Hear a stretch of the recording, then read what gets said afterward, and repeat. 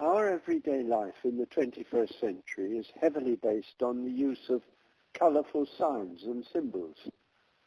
Our mobile phones are full of them, but so is the outside world around us. A little green man telling us when to cross the road safely. A red sign warning drivers of a no entry. Traffic lights using colour to tell us when to stop and to wait and to go. Red, white and blue flags flown in our streets in the VE Day commemorations, sending a silent message of pride in the heroes of the Second World War. The most colourful sign that has become prominent since the lockdown began is the rainbow. In the houses near us, many children have made beautiful rainbow pictures and stuck them to their front room windows. Everybody loves a rainbow. It's a sign that the storm will soon be over and that the sun is shining again. It isn't surprising that it's become a sign of hope for many people during the present tough times. But it has a very ancient significance, as you can see if you look at chapter 6 of Genesis, the first book of the Bible. That's, of course, the story of Noah and the ark.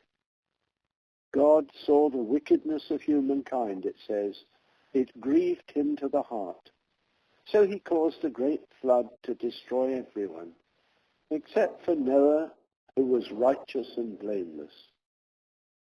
The flood went on rising for 40 days, and only Noah was safe in his ark with his family, along with all the animals, male and female.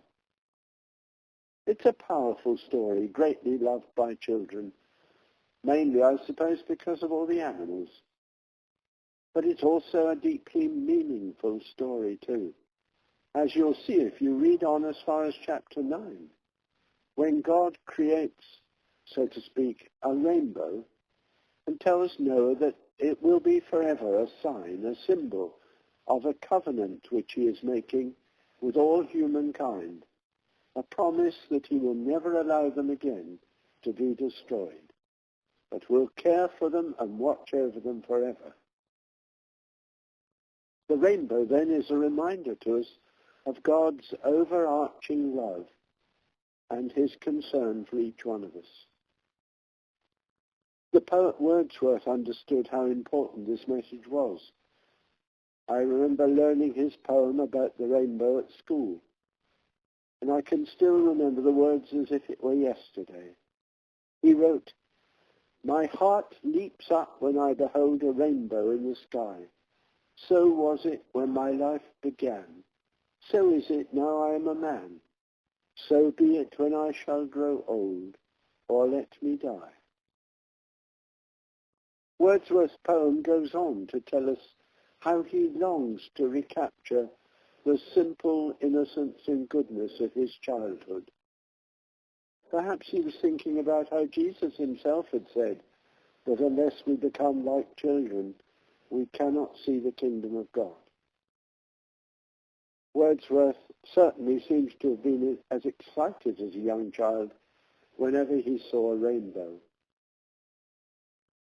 Let's thank God for rainbows, for that array of colours that bring joy to our hearts.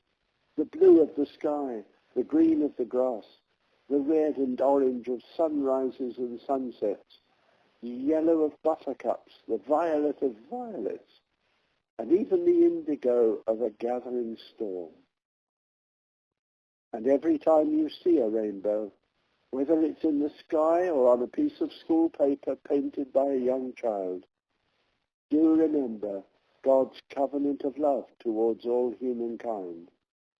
Allow yourself to become like a little child again, as Jesus recommended, and feel your whole being leap up with joy, that at the heart of all things there is love, that burning, passionate love which we know as God.